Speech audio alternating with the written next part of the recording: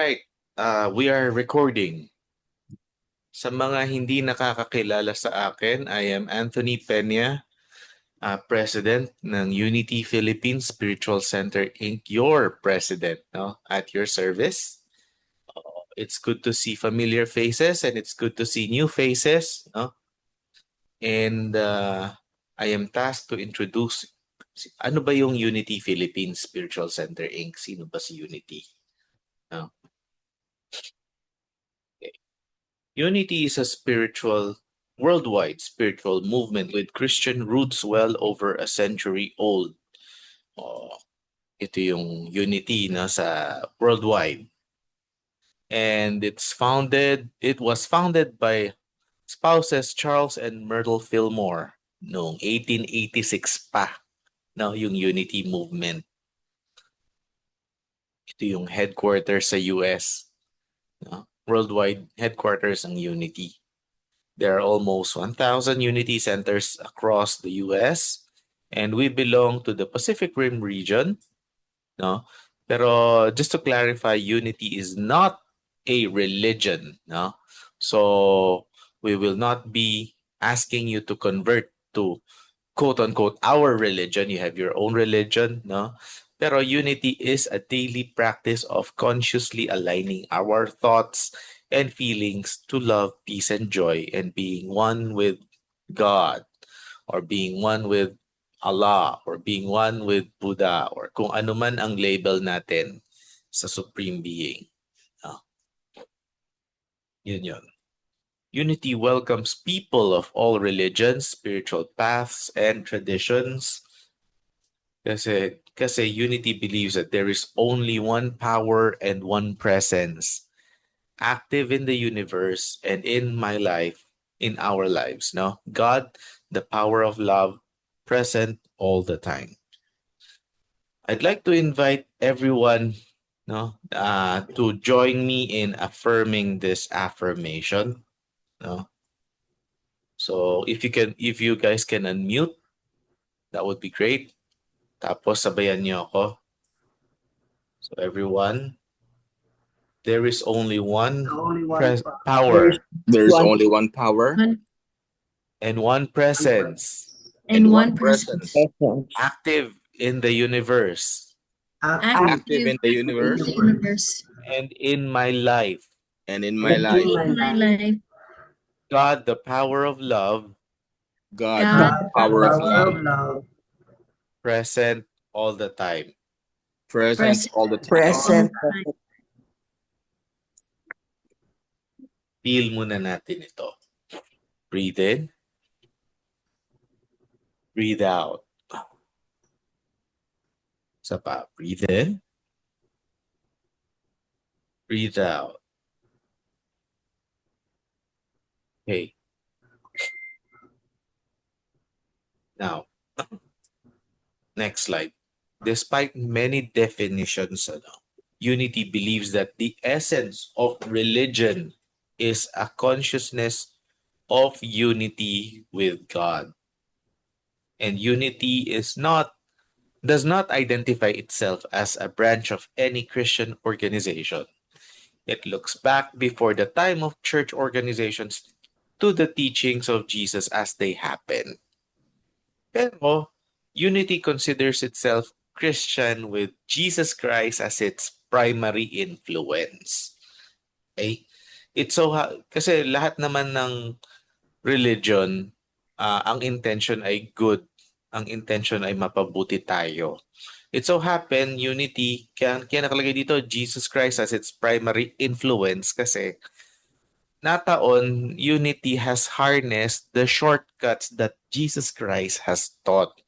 Of course, we all can find our own shortcuts, pero it so happen, ito na yung shortcuts na tinuturo ni Jesus Christ, tinuturo na ng Unity No?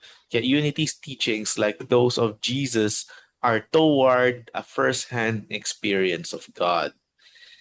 And Unity has no dogma that people must have in order to belong. It does have a set of universal principles that defines its belief system. So, Unity can be considered as practical Christianity a practice of teachings of Jesus Christ every time, every day. Kasi the teachings of unity, no? Yeah, the teachings of unity are universal truth. And truth pertains to spiritual laws that do not change and cannot fail. They are the same yesterday, today, and forever. Again, just like gravity, di ba? Whether you believe gravity or not, kapag nahulog mo ang wallet mo, mahuhulog at pag nabitawan mo, mahuhulog at mahuhulog yan.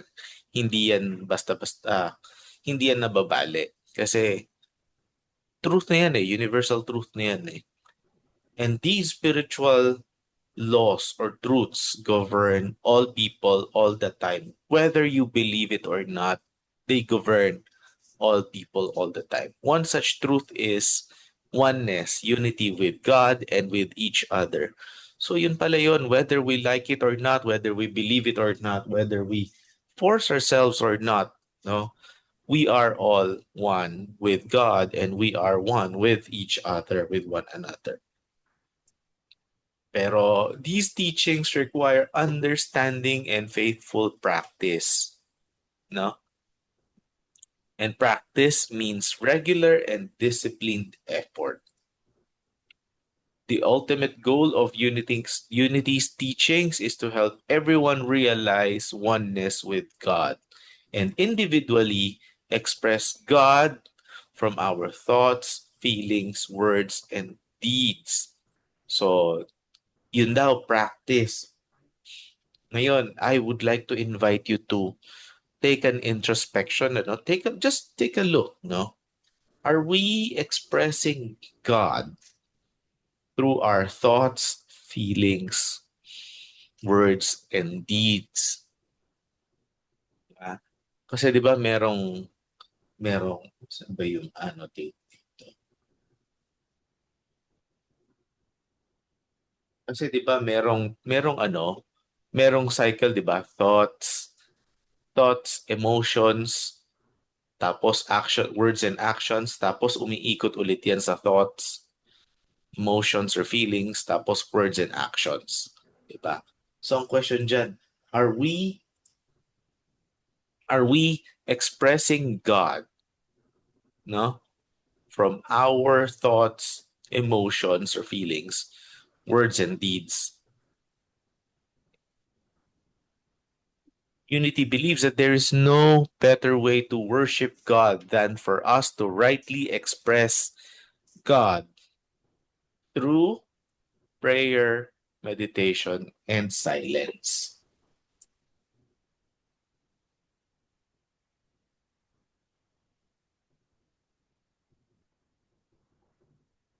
So, this is the end of the introduction to Unity. Jo is on mute, and Jo has a very interesting topic for today, Jo Angeles, ano? And ang title ng topic niya is the law that governs that governs manifestation of supply. Ganda 'yon. Tungkol sa topic, nothing happens until something moves, sabi nga nila, 'di ba? And yung movement na yan, alamin natin yung law dito sa ituturo ni Jo, no? Para lahat ng movement na yon in accordance with the laws of the universe, no? So very interesting tong topic na to, and I'm sure Jo has prepared a good deal of teachings dito sa ituturo ni Jo. Pakinggan natin siya ng mabuti, ha? So everyone, let's welcome Jo Angeles. Jo, take it away. Thank you. Thank you rin. Oo. Ayan. Okay, teka muna. Remember how to share nga naman. Yan. Kita niyo lahat yung so far? Okay. Yes. Yes. Okay. So, eto na siya. So, yun nga, the law that governs yung manifestation ng supply. And true to Charles Fillmore's way, ito yung sinabi niya that really got me. It is safe to say that all men are striving. Lahat tayo what's striving in Tagalog? Nagsisikap, right? To fulfill the law of our being. Dito. And this is interesting sa akin kasi yung law na to nasa loob. Ibig niya sabihin. But few have understood the law, which is true. And this law is one of the most important things we can study. Because only when we come to understand, like kanina sinabi ni Anthony, a lot of, kailangan maintindihan natin. So then, pwede, para mai-practice natin siya. Kasi pag hindi natin siya naiintindihan, hindi rin natin siya mai-demonstrate sa buhay natin. So, and then, kinompare niya, like what kanina no, sinabi nga ni Anthony na our unity is based on Jesus. All of these teachings and paano nga ba niya in-apply. So, one of the points that he made in the book is yung consciousness ni Moses tsaka yung consciousness ni Jesus. Si Moses, it's all about the idea of the law. Kasi siya yung nagbigay ng law, di ba? Yung 10 Commandments. And kinonsider ni Charles Fillmore na negative yung expression kasi if you remember ang 10 Commandments, di ba? Thou shalt not. You know, and because of yung mga parang limitations na ganun or negation na sinasabi niya, hindi nakapasok si Moses even after 40 years of wandering in the desert. Jesus, on the other hand, imbis na siya yung nagbibigay ng law, siya yung nag-fulfill ng law. Siya yung tumupad ng law, ng batas. Affirmative expression. And kanina, like what we said, that God, the power of love, pinaka-number one principle that Jesus taught us is love. Thou shalt love the Lord thy God, and yung buong love na yon. Like, if I can summarize yung pinaka-tinuro sa atin ni Jesus on how to be, how to do, and how to have. Love, I think, yung pinaka word. If there's one word that I would describe it. And indeed, nakapasok siya sa promised land and opened the way for the children of Israel, that includes us. Ito na. So, ito yung sinasabi ni Charles Fillmore. Kasi nga yung law na to, is to really see the fourth dimension, or basically where all of our manifestation really happen within. Kasi sabi ni Charles Fillmore, lahat ng kailangan natin, everything is right here, and all that could ever was and all that could ever be, hinihintay lang. Parang store, kumbaga yung mga warehouse ng Shopee. Di ba? Kung umorder ka ng puting t-shirt kagaya ni Anthony, naka-store na yun doon. Pero hindi makakarating kay Anthony yan hanggat hindi niya ino-order sa Shopee o sa Lazada, di ba? Or TikTok. You know, hanggat hindi mo ino-order, hindi darating sa'yo. Pero nandun na. So it's the same way for us na lahat, everything that we could ever had, ever could be, hinihintay na lang tayo. It's waiting for us. Kaya, so it's important na malaman natin ano nga ba itong law na to that governs the manifestation ng supply. Kasi di ba, if you're driving, you need to know bago ka makapag-drive, di ba, you need to know the rules of the land, the rules of the road. Kasi pag hindi mo alam, ano mangyayari? How many of you drive? Pag hindi nyo alam yung rules ng pagdadrive sa Manila, anong mangyayari?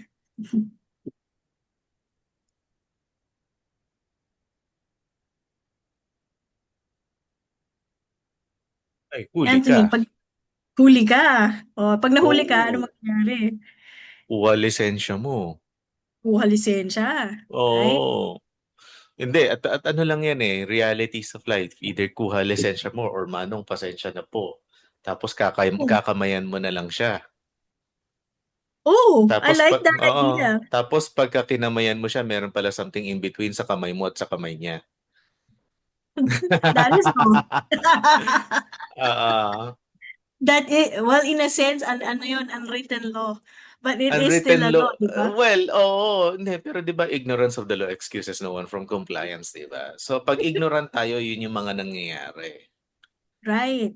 Oh, Oo. yun. Hindi pala tayo dapat kakanan o kakaliwa dito, di ba? Oo. Eh, hindi Eh, naman kumaliwa natin, tayo. hindi mo naman makakamayan yung ano kapag nag-violate ka ng spiritual laws, di ba? Right. Hmm? Oh, yun. So, yun. Kaya importante kasi then we get into, kaya we need to learn the law. One, kagaya ng sinabi ni Anthony kanina, understanding. And then we apply it by, Charles Fillmore is big on this one, and Unity is also big on this one. Mental determination through our thinking and faith. Yung ang faith hindi lang siya paniniwala, I think. In my book, it's more like a conviction.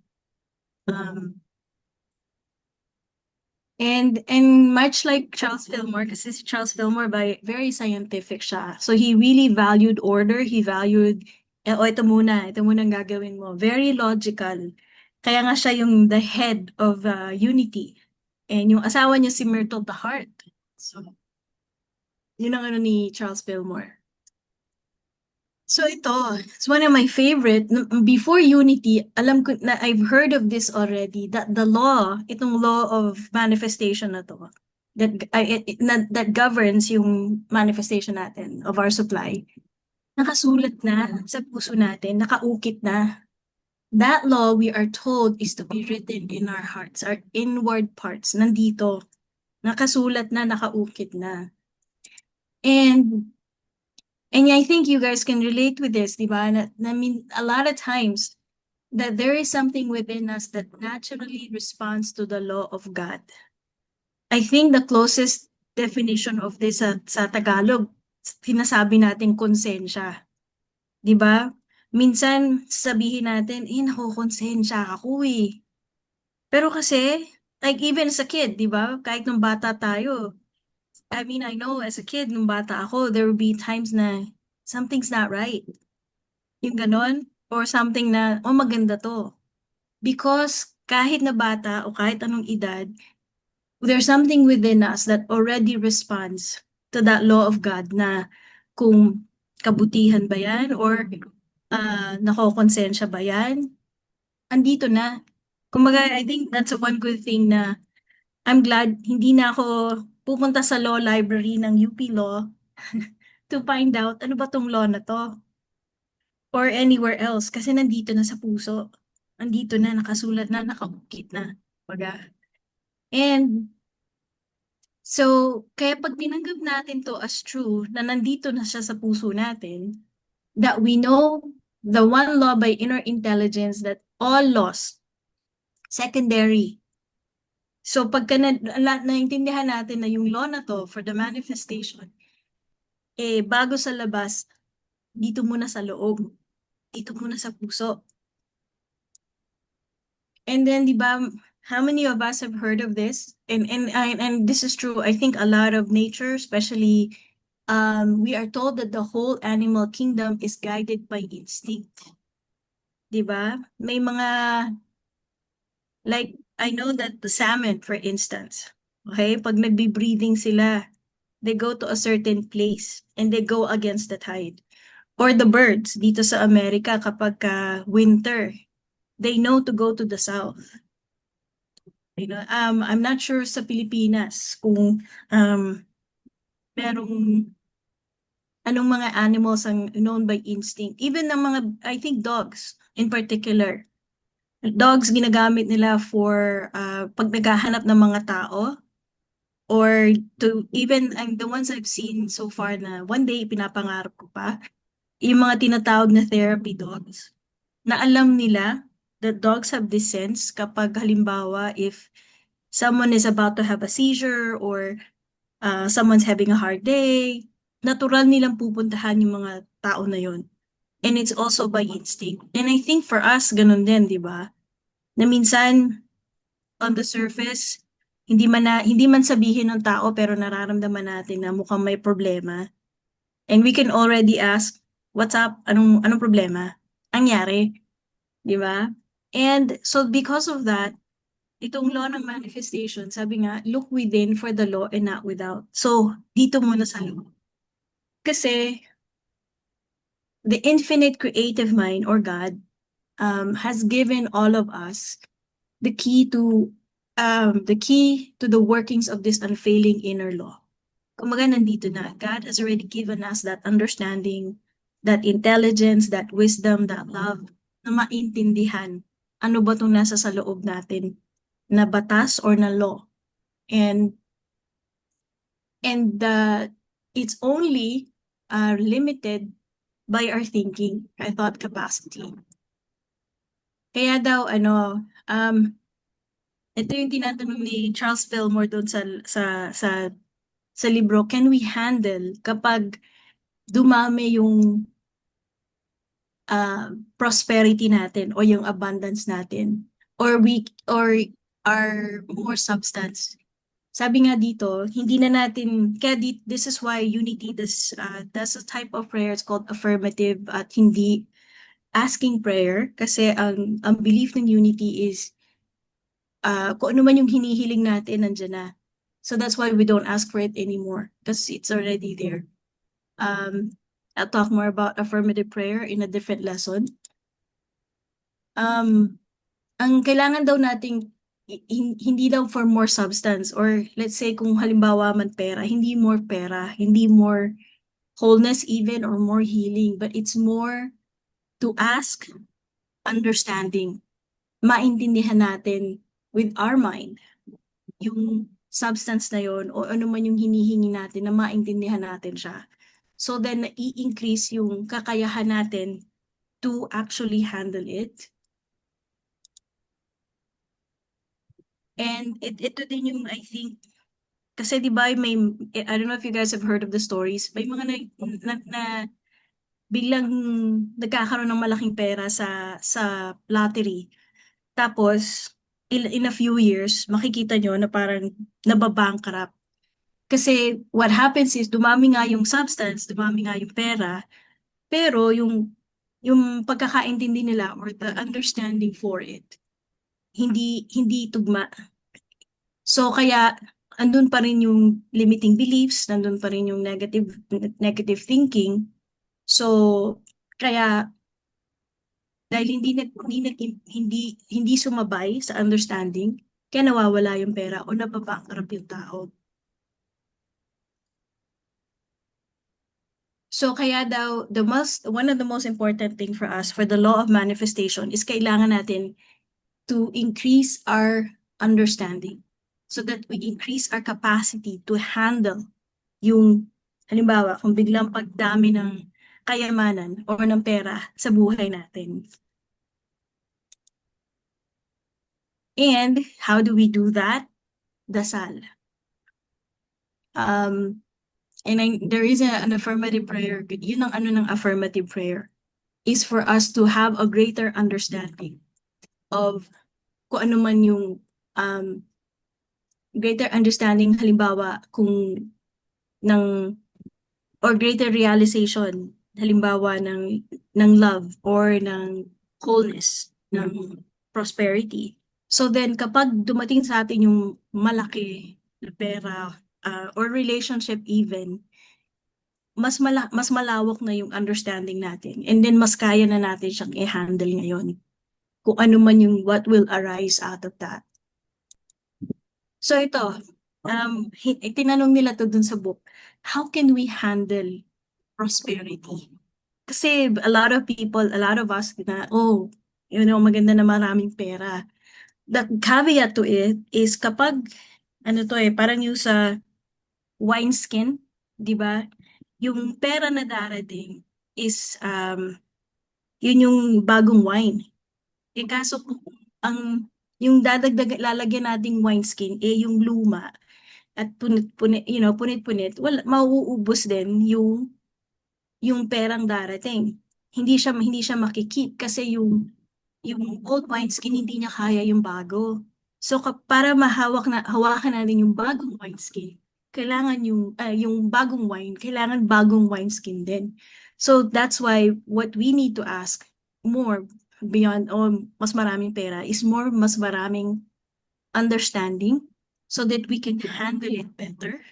We can handle it wiser with love, with understanding, yung mga isa sa mga 12 powers with faith, kung ano man. So, ito yung, and one of the thing, kanina, di ba, we said God, the power of love. Ano yung, how does it look like kapag ang path natin to prosperity is love? Ito yung in-outline ni Charles Fillmore, na talagang step by step niya sinabi to.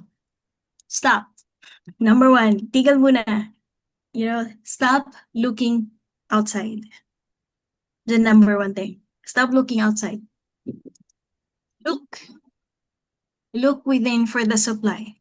Kagaya na sinabi nga kanina, the law is within our hearts. Nandito na sa puso. Hindi na tayo kailangan lumabas. Although the outside, yes, do confirm what we have thought of or felt inside. Pero yung supply natin, for the outside, galing sa loob. Ito na. Fix our mind on God. Yung kagaya sinabi natin kanina that there is one power and one presence active in the universe, God, the power of love, present all the time. Na ito lang ito yung totoo. Kahit saan man mundo, kahit saan ang sulok ng mundo, kahit anong oras, umuulan, bumabagyo, bumabaha, God is present. In that one power, one presence. And to fix our mind on that instead of may mga tanong na nasa naman ang Diyos sa lugar na to. Doesn't matter kahit saan. God is always everywhere present. And affirm na ito nga, there's only one presence, there's only one power active in the universe, in our lives, God the good, omnipotence, ang sinasabi namin usually sa Unity Palo Alto. And then, release. Kasi usually when we start putting our thoughts, kung ano yung iniisip natin, di ba? Where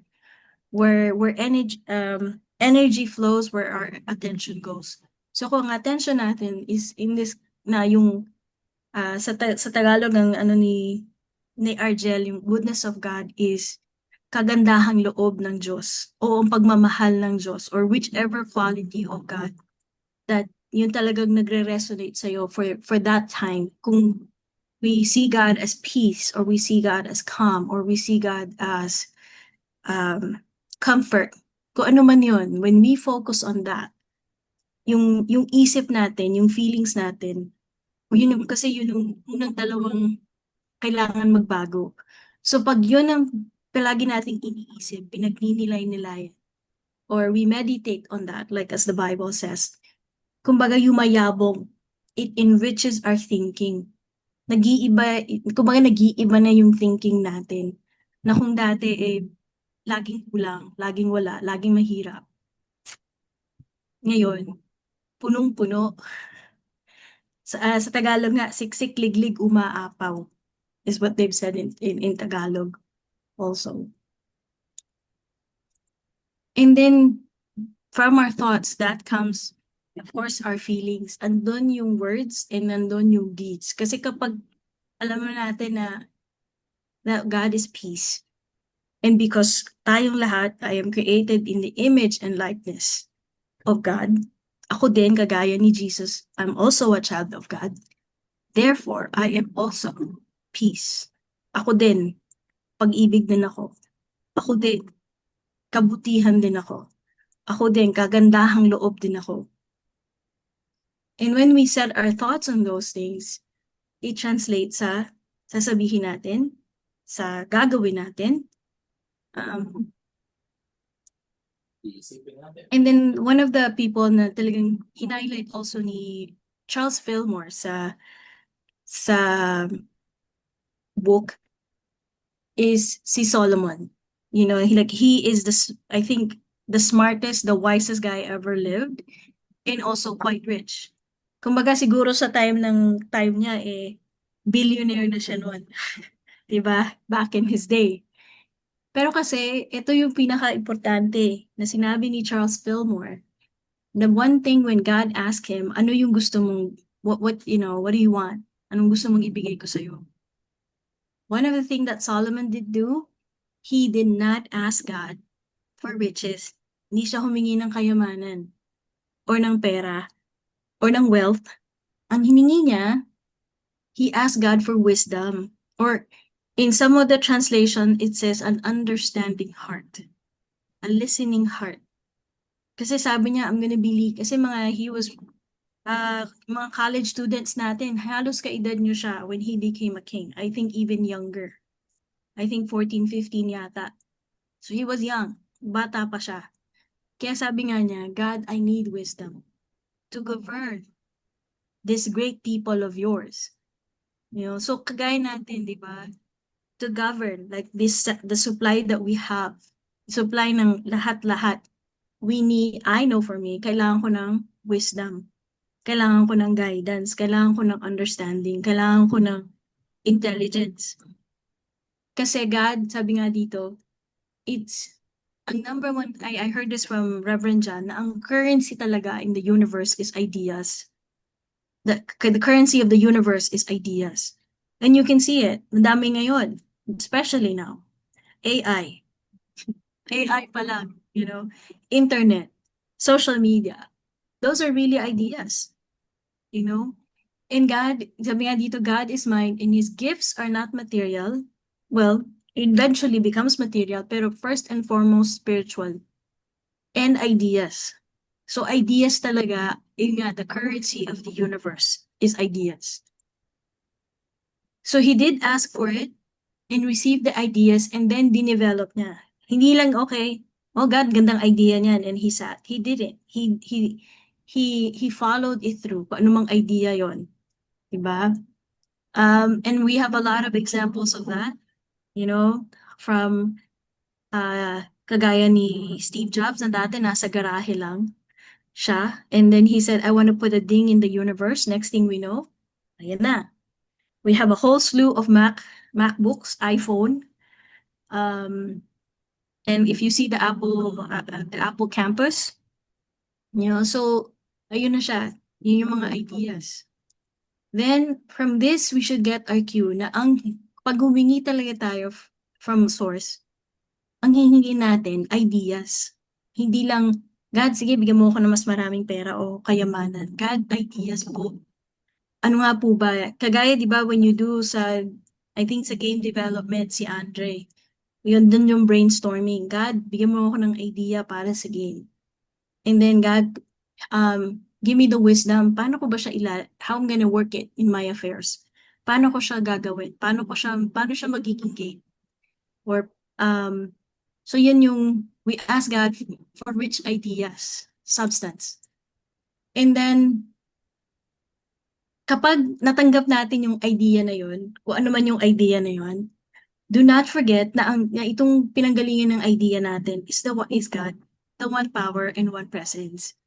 Kasi pagka patuloy nating iniisip na gano'n, kumbaga sa Tagalog, lumilingon tayo sa pinanggalingan natin. So lumilingon tayo sa pinanggalingan ng ideas natin.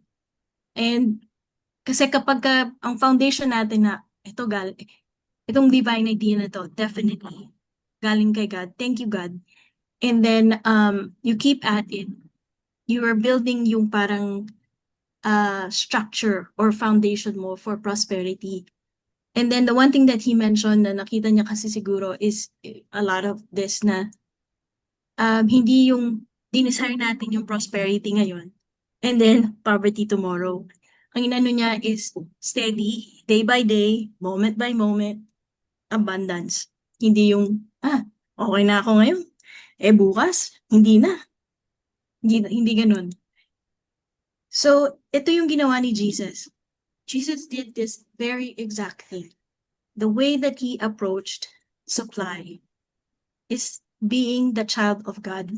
So we applied the substance, the prosperity is as a child of God. Na parang mga anak ng, literally are anak ng Diyos.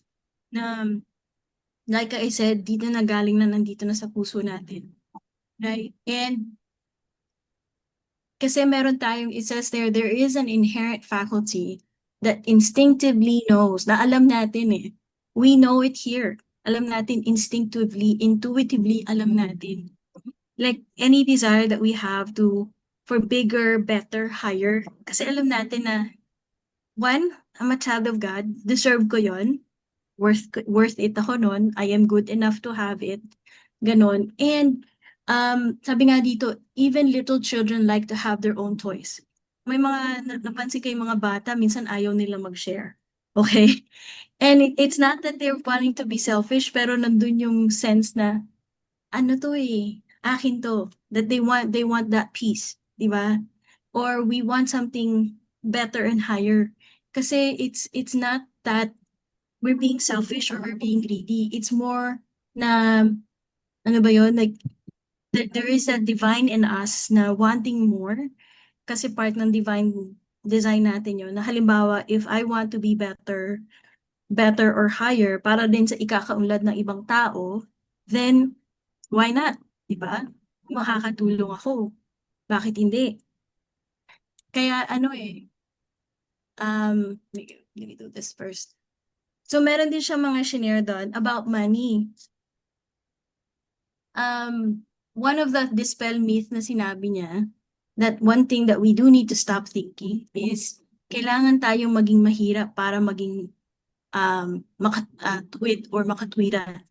That men must be poor to be righteous. Kasi andun yung sa Bible, diba, na or people have interpreted it na blessed are the poor in spirit for they shall inherit the kingdom. And si Charles Fillmore, I don't know where he said it somewhere else, na para sa kanya, actually poverty is a sin. It's an error thinking. Kasi, we are, God is, ang yaman, kumbaga, ang yaman-yaman ng Diyos. And if we are that child of God, parang salungat doon sa who we are as children of God na maging mahirap, kumbaga. So, and then he said this about money. Money is something that we use. Hindi natin siya Panginoon. Money was made for us. Money was made for man, not man for money. So, it's for our disposal. It's para sa atin, para gamitin natin, hindi para tayo yung gamitin. So, it's not money, hindi para kontrolin tayo ng pera. But the ideas is actually about money, that we have about money that gets us in trouble. Hindi yung pera itself. Pera, inosente siya, neutral siya eh. Ang san tayo sumasablay is yung ideas natin about money. Like, I need to be poor to be righteous. So kaya daw, ang kailangan natin maintindihan is yung ideas about money. How to handle the ideas. Kasi sabi nga, di ba, it is our mindset about money that hindi pera itself, kumbaga, yung pera inosente siya eh, neutral siya. What impacts it the most yung mga paniniwala or our myths or our stories about money. So how do you gain more prosperous also is by using our talents. Binigay ka na to. So if you notice the universe is always about increase. Kahit saan, kahit saan natin tingnan, kahit anong aspect ng buhay, makikita natin yung aspect of increase. Diba? Nag-i-increase ang, what do you call, like what you guys have said, sabi kanina ni Tony Calderon, 70 to 80% in 3 years, AI na ang call center, or tumataas yung mga bilihin. That's a law of increase. That's that. So, ngayon for ourselves is kailangan natin gamitin yung mga talent or talento na binigay sa atin. And I like this one. It says, use the talent of life. Kumbaga, just being grateful na, wow, God, thank you, God. I heard this before. I'm actually looking for this shirt that every gising is a blessing. Thank you, God. Na gumising ako ngayon. dumilat yung mata ko at humihinga pa ho ako. You know, thank you God, di ba? And giving God thanks for it. And then act as though you were alive and glad to be alive. God, thank you po, ngayon ako nabubuhay. Di ba? At dito ako nakatira o kung saan man tayo, yung ganun. And then, never allow ourselves to come under the control of I can't. Ang ayoko, mahirap to, hindi ko to kaya. Never come into that, sabi ni Charles Fillmore. Kasi the moment we say hindi natin kaya, hindi na talaga natin kaya. And yung talent natin na tinatago natin. Kaya hindi tayo lumalago o hindi tayo nag-i-increase. Ito na yung sinabi niya, how Jesus, the steps to manifestation. Number 1, understanding. So how do you manifest anything? Understanding na 1, God is source. 2, God provides. So yun ang dalawang napaka-importante. Kailangan natin maintindihan. Like God opened me for a greater understanding that you are source. You are the source and that you provide. Okay? That's number 1. Kasi pag wala yung understanding, pag hindi ko naintindihan na yun, parang yun yung pinaka-foundation ng any kind of manifestation. God, you are the source. You are source. And you provide. Okay? Number 2, affirm. Hindi lang sa naintindihan ko siya. Okay? Hindi lang affirmament is established. Kumbaga, meron ng nakapako na in my consciousness. Nakapako na sa ground. A firm place in the mind, a dividing of the true form from the apparent, a firm God na God is my supply. God is my support. And then, kapag paulit-ulit natin siyang sinasabi, unti-unti, lumalalim. The substance to you, the substance of faith.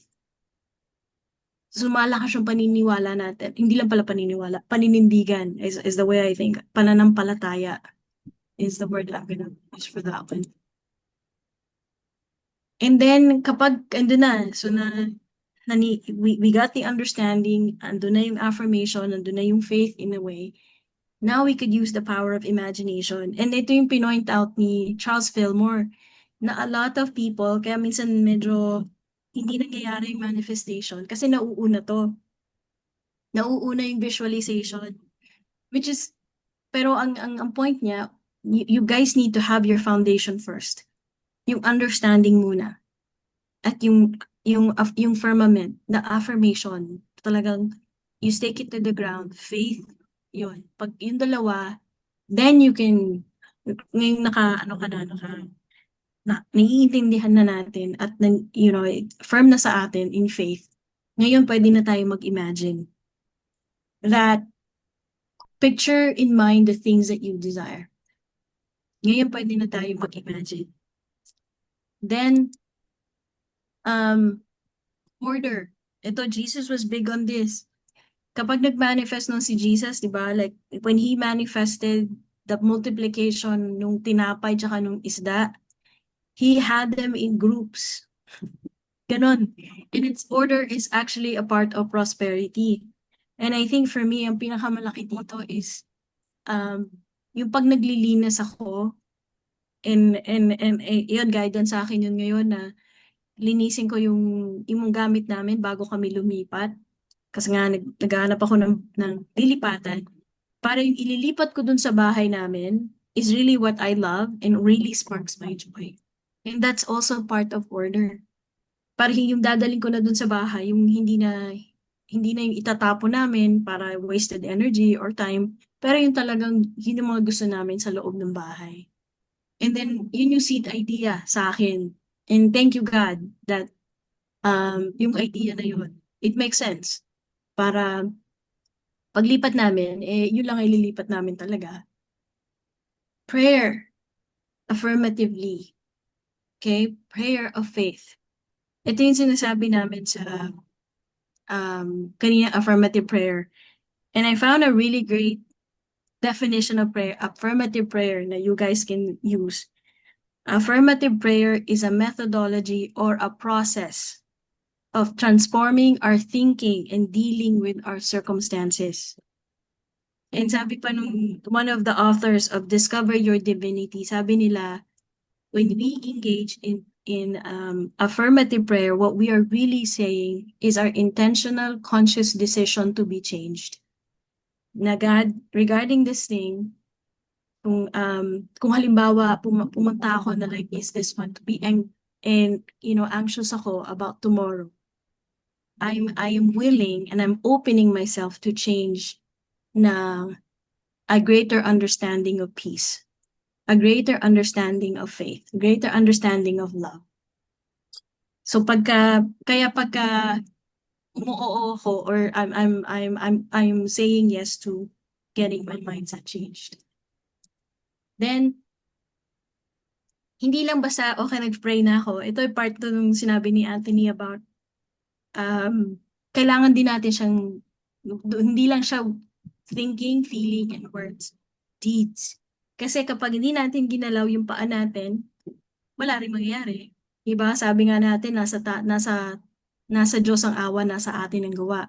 So we are here giving up anxiety and trusting.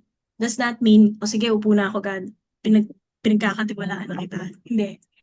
We're also, like, one of my favorite things to say, like I learned from Florence Scovel-Shinn, si Flossie, God revealed to me the way and let me know what is mine to do. Ano nga bang gagawin ko, God? And then kung based on that guidance, yun na yun. Sabi nga niya, we are to work as God works and to work with God as we do it.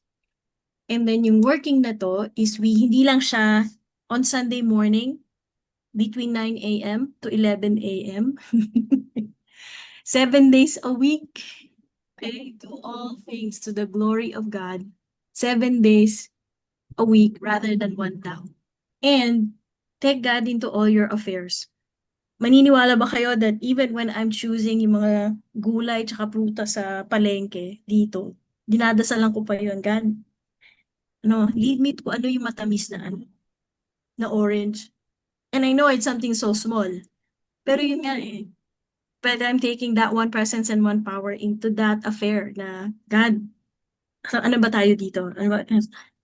Even pag nagluluto ako, believe it or not, sabi ng ate ko yun. Sabi ko, ate, ano nga ba yung secret ingredient mo for cooking? Sabi niya sa akin, Jo, dinadasalan ko yung pagkain. So, and I know there's a book, it's called Practicing the Presence. Si Brother Lawrence, sabi niya walang pagkakaiba yung time niya in meditation tsaka when he's chopping wood or washing dishes. And then when we bring kasi, use this thought in silence and bring God. That I trust the universal law of prosperity in all my affairs. So bago tayo mag-end, let's take that into silence. So I'm going to invite you to be comfortable. Okay? Take a deep breath. And I'm going to ask you to focus on your heart. Dito sa dibdib. Dito sa puso. Focus your breath dito. Yung hininga nyo dito sa puso. Yung paghinga nyo at pag-exhale nyo, just focus on the heart. Kasi dito sa heart natin, nandito na the law of our being. The law of manifestation. The very law that says, anak ako ng Diyos. Kaisang loob ko ang Diyos dito sa puso na to.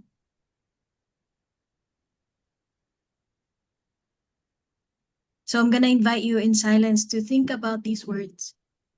I trust thy universal law of prosperity in all my affairs.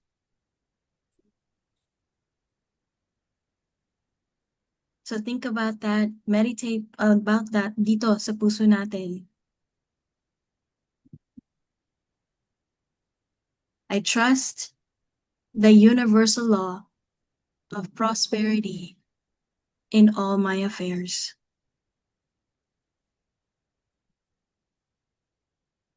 I trust the universal law of prosperity in all my affairs.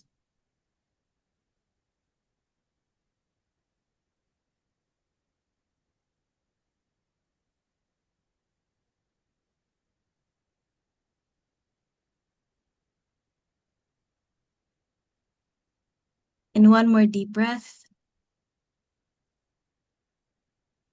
You may open your eyes. Thank you, God. Thank you, God. Okay, teka lang. Stop. Yun.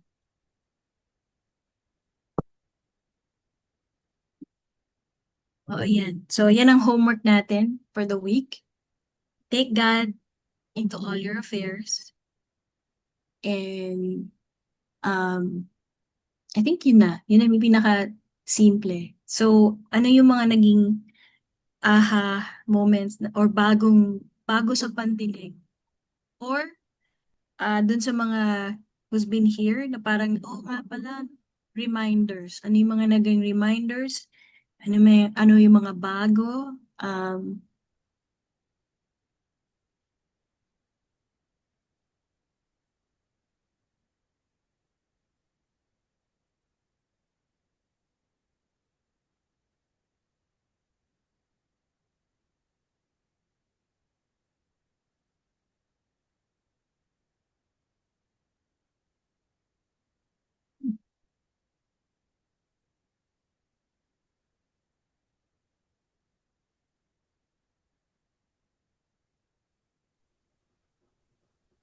Joe, do we stop the Oh yeah, please recording stop now? the recording pala. Oh, Sige, teka lang. let's stop. Baka siguro kaya wala nagtataas ng kamay kasi inisip nila recorded pa. Sige, let's stop the recording now para makapag-share naman sila, na?